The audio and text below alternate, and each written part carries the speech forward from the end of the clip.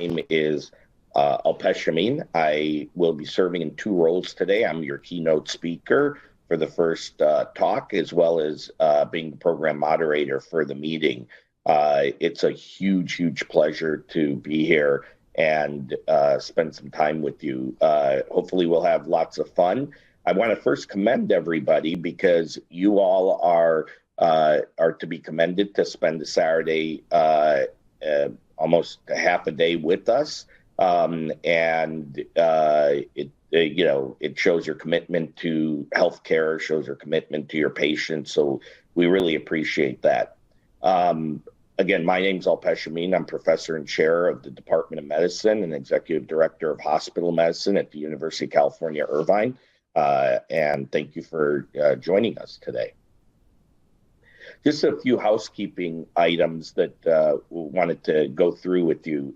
In terms of CE and CME information, today, accreditation information for attendees viewing the live web-based broadcast can be found by clicking CE and CME information tab in your program view. Social media viewers can find this information via the link accompanying the video stream. And commercial support. This educational activity is supported by educational grants from AstraZeneca, Daiichi Sankyo, GlaxoSmithKline, and Salix Pharmaceuticals. So we want to thank them for supporting us supporting the Hospital Medicine Summit today. Throughout this program, we're going to have polling questions. They're real-time, both pre-test and post-test questions. They make the program more fun, and we will also use them as educational tools. To answer the polling questions, just click the button that contains your preferred response. So we really appreciate it. For those of you who are social media or viewing the program on social media, this feature unfortunately is not available. So viewers on social media can access the pre and post test via links that will be supplied during the video stream. I just mentioned that how you can apply for CE and CME credit, but we do need you to fill out your evaluation form. We take them actually quite seriously, both for our learning and how to provide even better programs moving forward.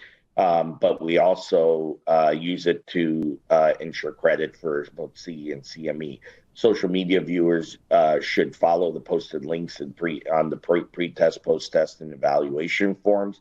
You'll actually get a certificate of credit, will be awarded only after the session for which you completed the evaluation. Your certificate will be processed and emailed to you in 3 weeks.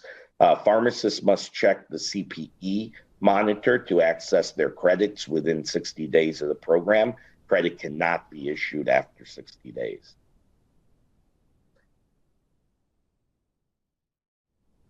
So I'm going to today take us through what I think is a really important topic around collaborative care between hospital-based clinicians and community specialists.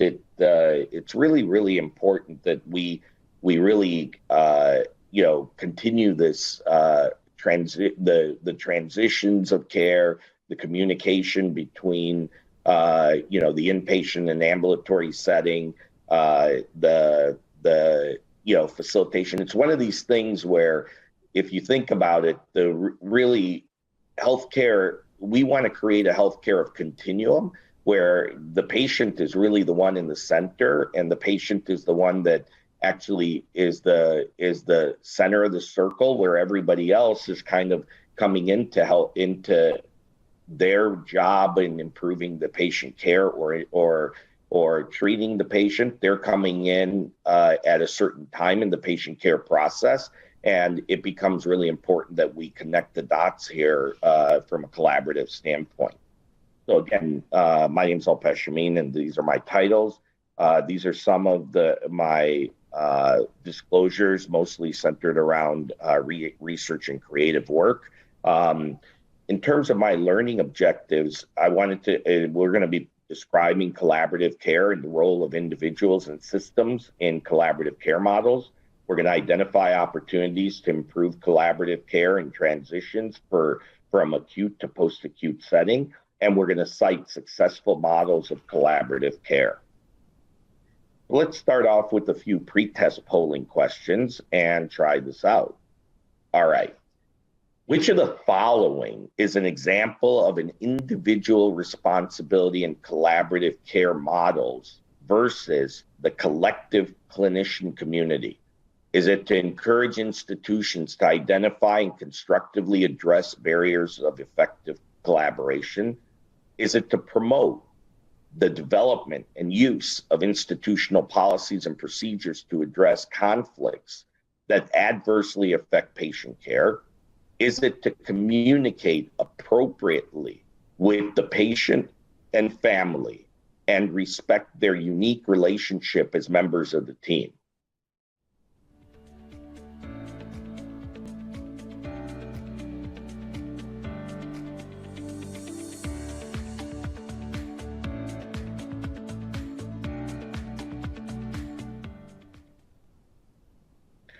Well, most of you, almost 3/4 of you, thought that the answer was communicate appropriately with the patient and family and respect their unique relationship as members of the team. Great. We will come back and answer that. Come back to that question in the near future. Which of the following tools uses 7 available clinical predictors to accurately identify patients at high risk of avoidable hospital readmissions within 30 days? Is it the hospital score, the LACE index, or the 8P screening tool?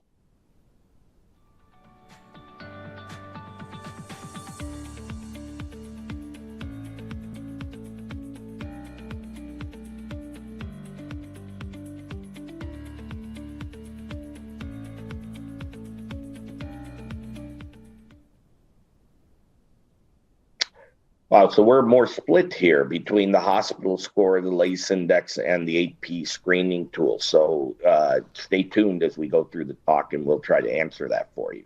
The next question is: a patient who's admitted following an acute event is being discharged after 2 days length of stay. They have a Charlson Comorbidity Index score of 1 and one previous visit to the emergency department in the previous 6 months.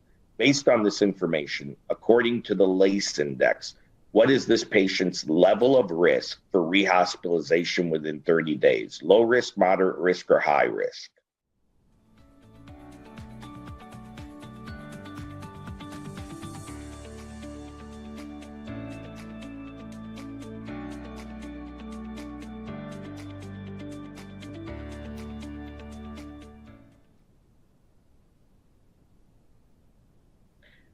So it's moderate risk. Most of you thought it was moderate risk, about 50% of you, and then the other group was split between low and high risk. So we'll get back to this question also.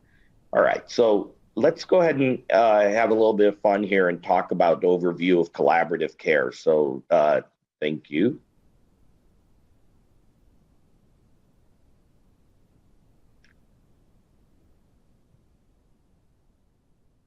All right. So how would one define collaborative care? Well, collaborative care could be defined as a cooperation regarding the diagnosis and treatment of individual patients among 2 or more practitioners from different health fields. In healthcare teams that collaborate effectively, they can enhance the quality of care of individuals by being prudent stewards and delivering care efficiently. Teams also have the potential to expand access to care for populations of patients. So there's some key words here, right? Collaborative care is really about patient care. It's about enhancing quality. It's about working efficiently and effectively in teams to deliver this care that does outcomes, access to care, populations of patients are treated better. So this is the concept of collaborative care. The American Medical Association actually talks about the individual's role in collaborative care. For example, model ethical leadership. One has to understand the range of their own and the other members' team skills and expertise. You also need to clearly articulate individual responsibilities and accountability. You need to encourage insights from other members and be open to adopting them, and then master broad teamwork and skills. The whole idea is, we don't really have a lot of time to scrimmage or go through training like a sports team does. But some of these principles actually come from that. You want to promote some core values around honesty, discipline, creativity, humility, curiosity, and commitment to continuous improvement. You want to help clarify expectations to support systematic, transparent decision-making. You want to encourage open discussion of ethical and clinical concerns. You want to foster a team culture in which each member's opinion is heard and considered, and the team members share accountability. You want to actually communicate appropriately with the patient and family and respect their unique relationship as members of the team. So collaborative care actually has some very specific definitions and your own individual role in the collaborative care and the teamwork process. The AMA goes on to talk about being an advocate for resources and supporting the healthcare teams, to provide high quality care and to be in the service of patients, including education about principles of effective teamwork and training to build teamwork skills. They encourage their institutions to identify and constructively address barriers to effective collaboration, and they promote the development and use of institutional policies and procedures such as institutional ethics committee or similar resources to constructively address conflicts within teams that adversely affect patient care. So these are all the things that occur in the context of collaborative care. One of the biggest things that we have to do work in a team in an effective manner around collaborative care is discharge planning, right? Discharge planning is a critical component of this whole collaborative care process. We know that discharge planning, we hear about it all the time, that it starts on the front end, right? Successful discharge planning means realizing how your care setting can facilitate positive long-term patient outcomes. There's a checklist to help guide the overall care coordination strategy, right? Is the patient stable, safe, and improving at the next level? Have realistic short and long-term expectations been established in cooperation with patient and care partners? Have readmission risks been addressed? Are high-quality post-acute care choices being made with the discharge planning team's involvement? Has a likely next level of care setting been identified based on a comprehensive consideration of relevant factors?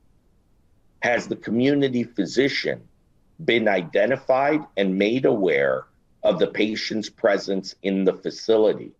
Is it necessary to contact that provider for background information about the patient?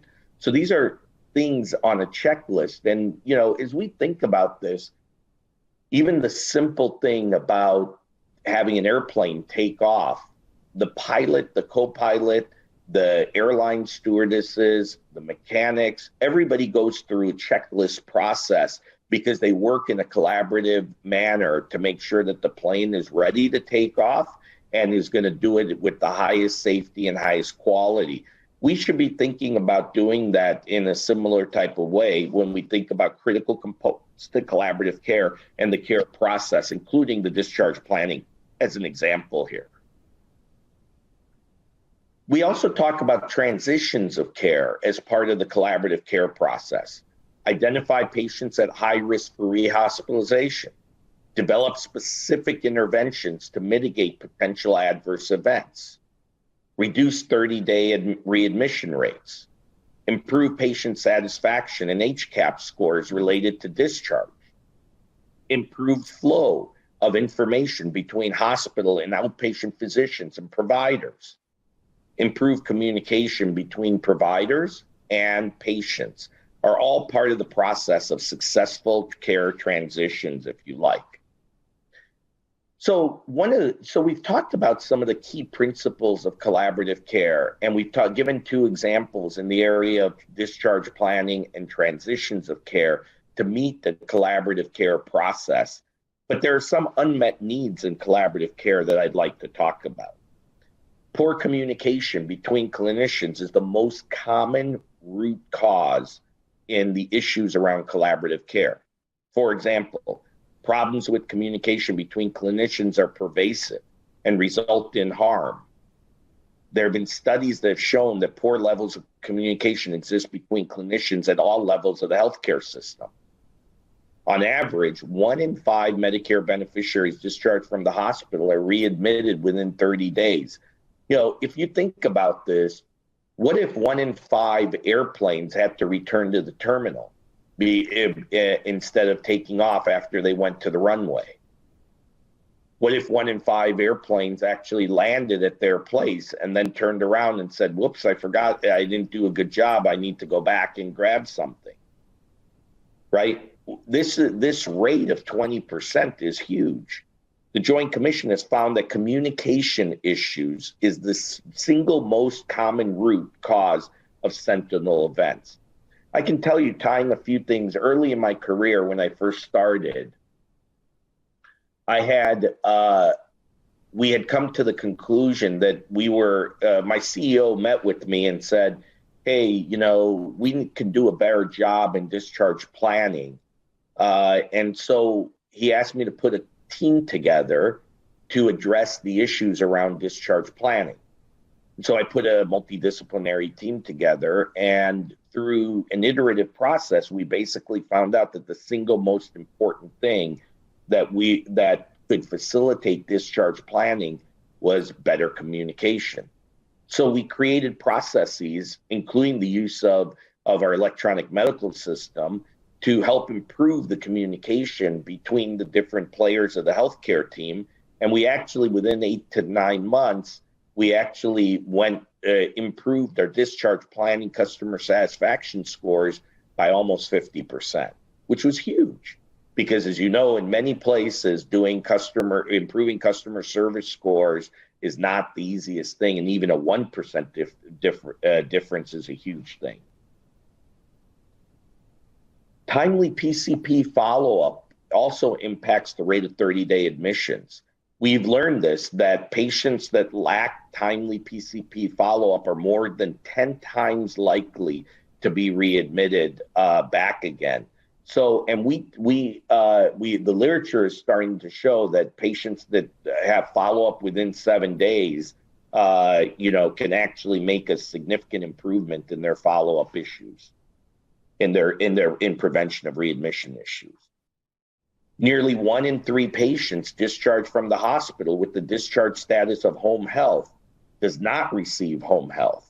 As you can see here, there's a whole bunch of reasons why patients have incomplete referrals for home health, and they are by different conditions. But home health referrals, this is kind of like a pet peeve of mine, that, if a patient actually needs a home health referral, why can't we get that right in the hospital and just arrange it? They're in the hospital for 2, 3, 4, 5 days. You should be able to technically arrange home health on the way of at the time of discharge. But you can see only about 2/3 of patients actually complete their home health referral. So that's problematic.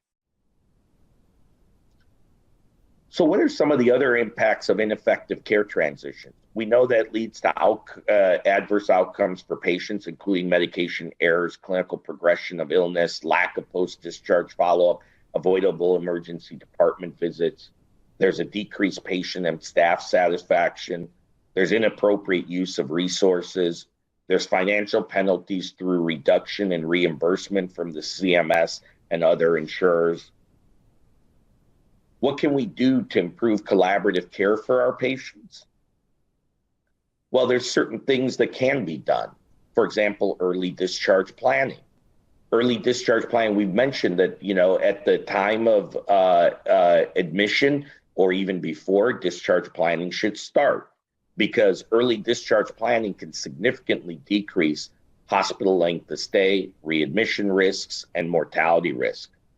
Discharge goals, checklists used in their professional rounds. And here's a whole bunch of things like home health, placement, equipment, supplies, medications, transportation home, outpatient appointments, discharge medication prescriptions where they're written. All of these things play an important role in the discharge planning process.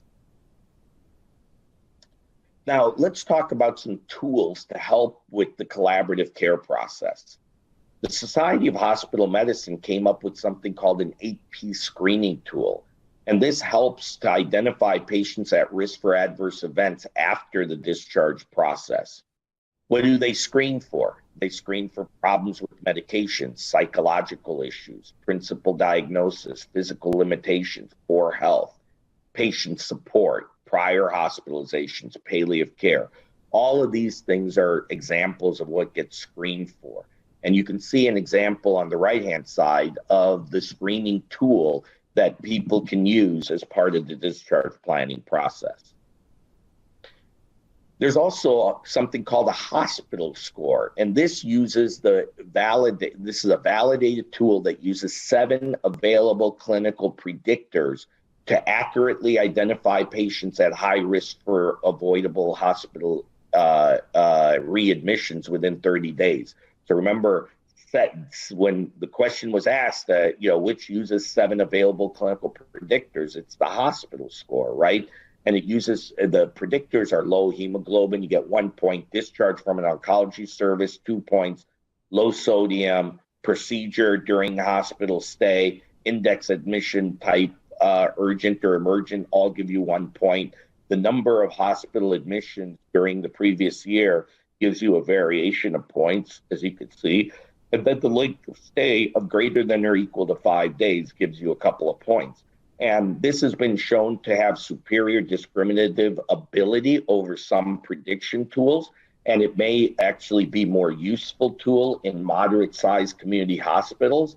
And as you can see here, the scoring, 0 to 4, low risk, 5 to 6, intermediate risk, more than 7 is high risk. You can see these are real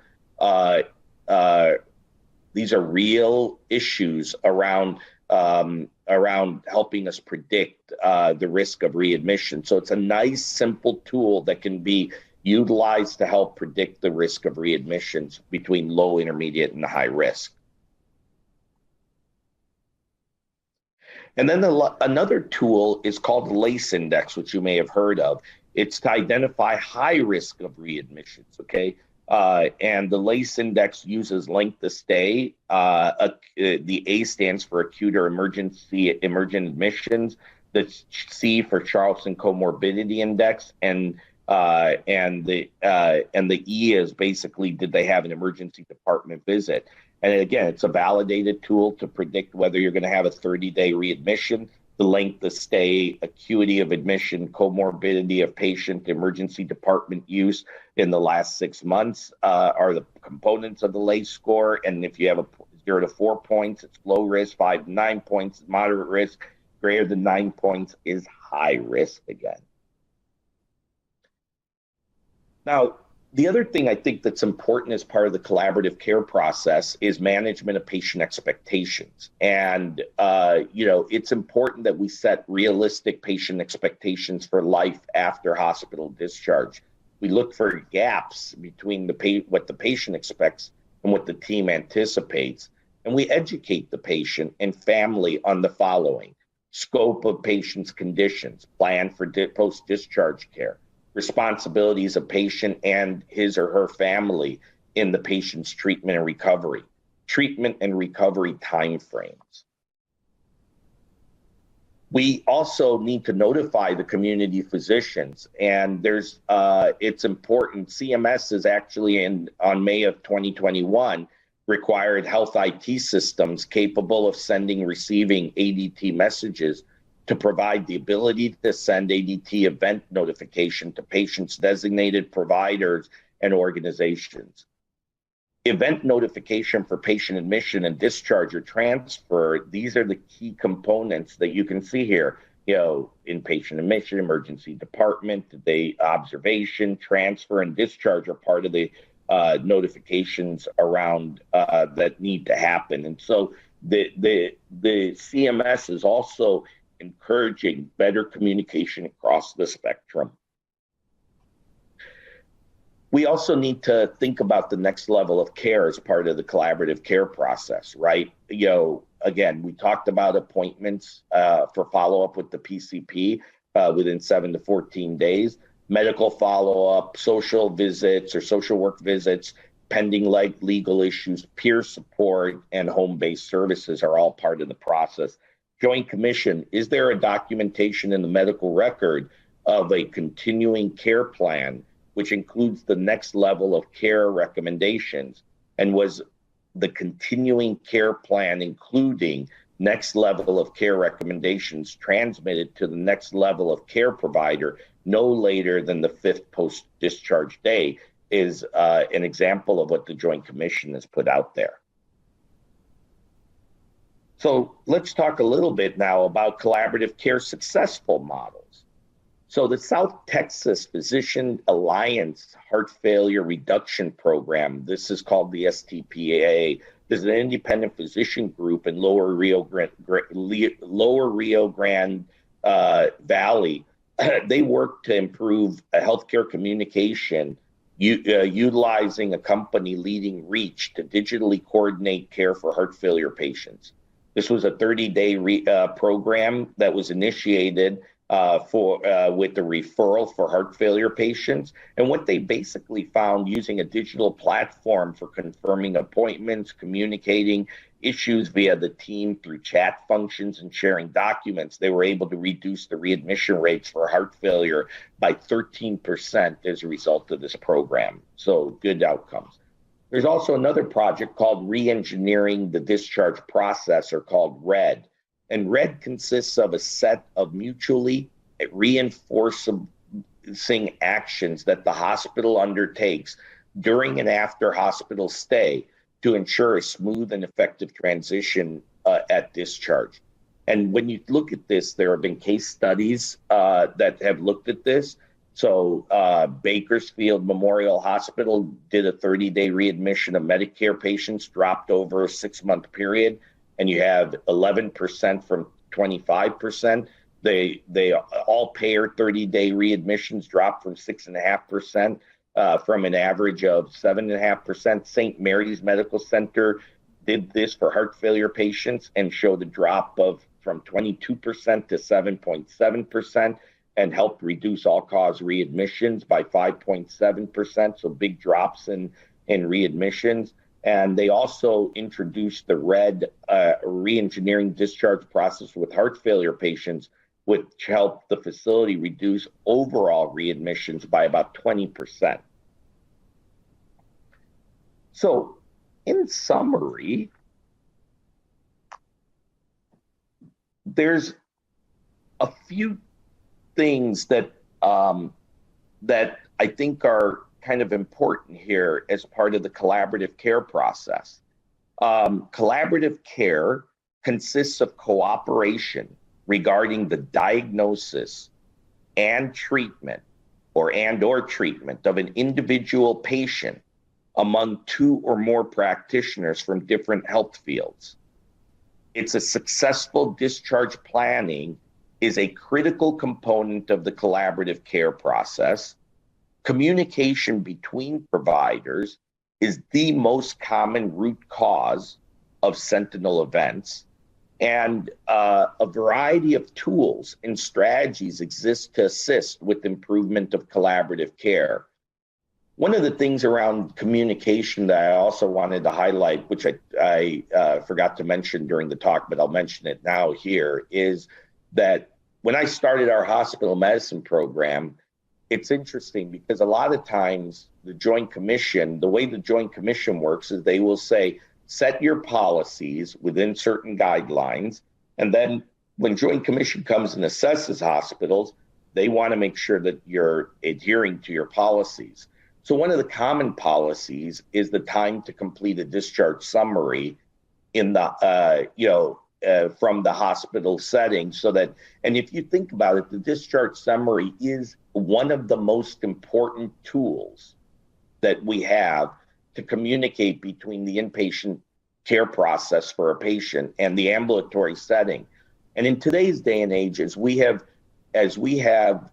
moved patients quicker from the hospital because of bed capacity issues and other stuff back to the outpatient setting, and we do that in a much more, and we're trying to do that in a much more timely and efficient process, patients aren't staying in the hospitals longer, and therefore they're needing to follow up with their provider more quickly than usual. And we've talked about within 7 days of post-discharge, they should see their PCP.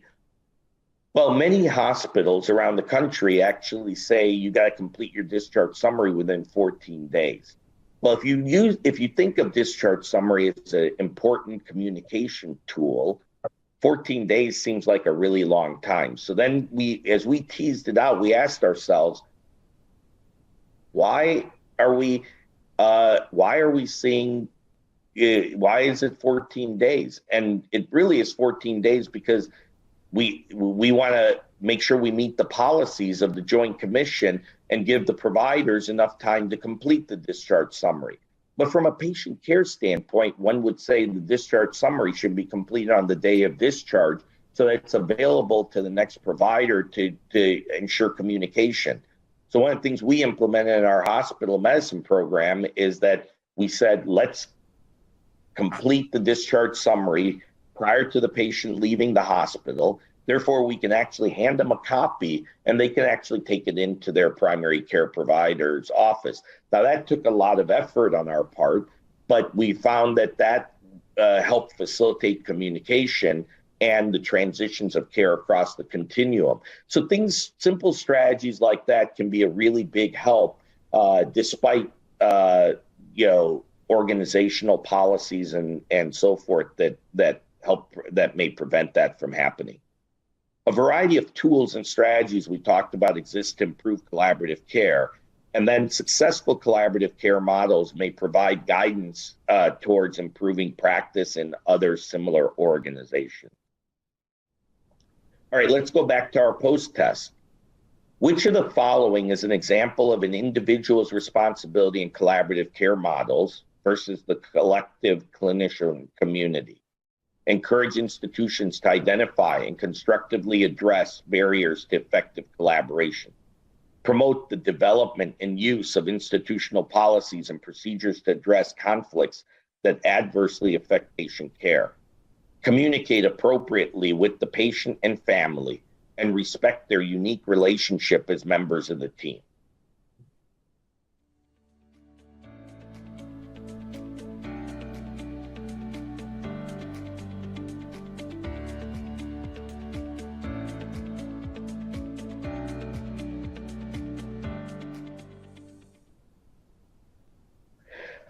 All right, so the correct answer is the last one, which is communicate appropriately with patients and family and respect their unique relationship as members of the team. It's really important that we understand that the patient is actually a member of our team, even though we are actually there to help the patient. They and their family, they have valuable information. They are in the center, as I said. They are the people that we need to make sure get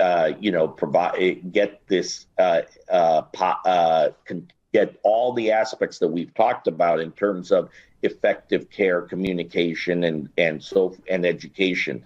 So you scored about the same on the pre and post test. So thank you on that question. Which of the following tools uses 7 available clinical predictors to accurately identify patients at high risk for avoidable hospital readmissions within 30 days? Is it the hospital score, the LACE index, or the 8P screening tool?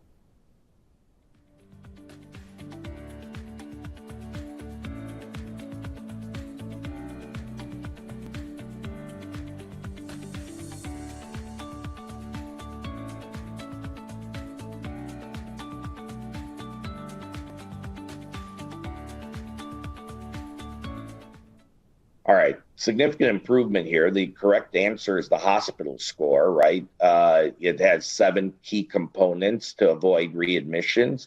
The LACE index also has 4 components, and the AP screening tool by Boost also is another tool that's impacted both customer service scores as well as effective discharge planning process.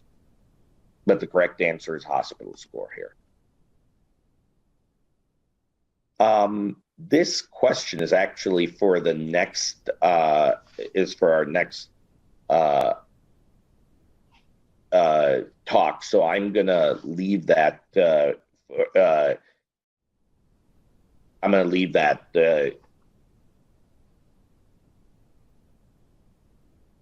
Let me jump to our Q&A session. Let me see if anybody has any questions for me.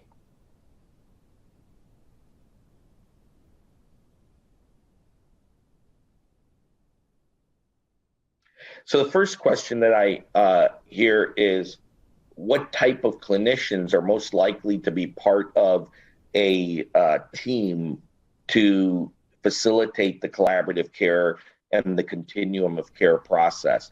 Well, if you think about it, it's actually all members of the team. It's the primary team that is taking care of the patient. That could be the hospitalist, intensivist. It could be the surgeons. It could be whoever. It involves the consultants.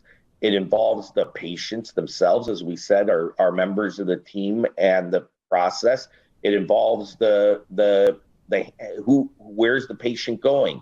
So if they're going from the floor to the unit, then it would be the inpatient team on the floor to the unit team that they're going to. If they're going from the inpatient setting to the ambulatory setting, then it is the inpatient team to the primary care doctor or post-hospital follow-up clinic. It involves the social worker, the pharmacist, the entire multidisciplinary team is part of this collaborative team process to improve patient care delivery and promote collaborative care between the different settings. And we have a lot of transitions that occur, right? They occur between the emergency department and the floor, between the floor and the hospital, between the OR and the hospital beds, between the hospital and the outpatient setting, between the outpatient setting and the hospital. And the list goes on and on. So there's a number of places where this will be important for us. Are there any other questions that I can help answer?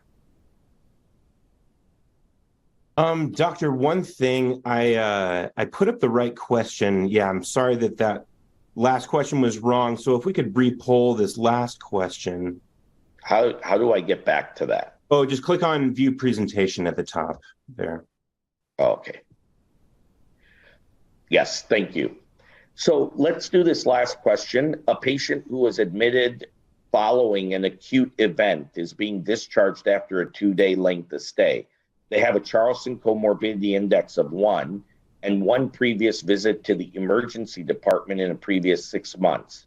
Based on the information, according to the LACE index, what is the patient's level of risk for rehospitalization within 30 days? Is it low risk, moderate risk, or high risk? Music.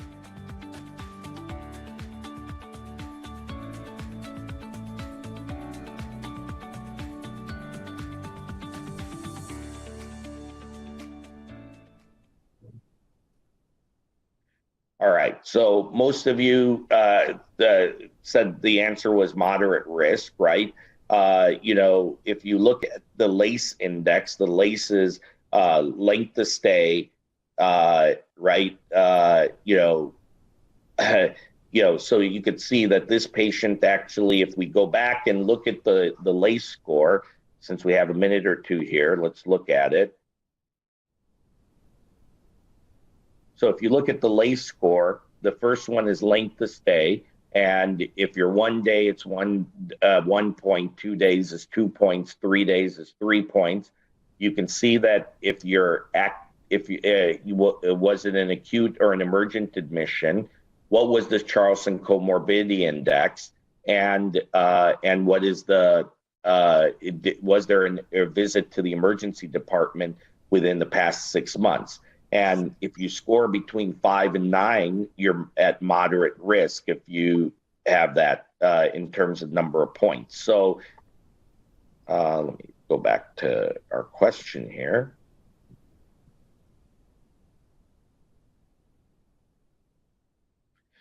So 2-day length of stay, which is 2 points right there. They had an ED visit, one ED visit in the past 6 months, right? And they had a Charleston comorbidity of 1.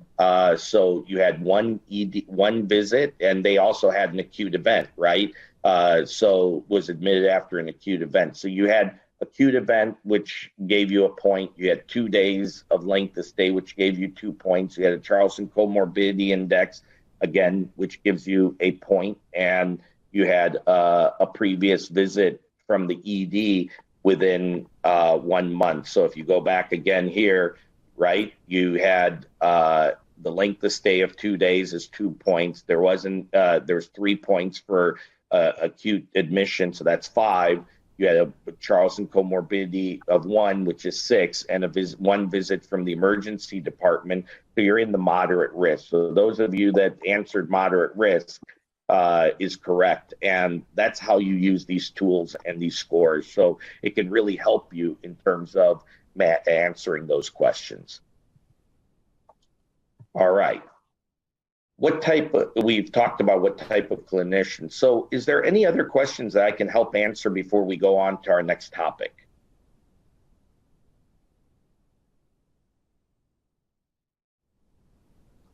All right.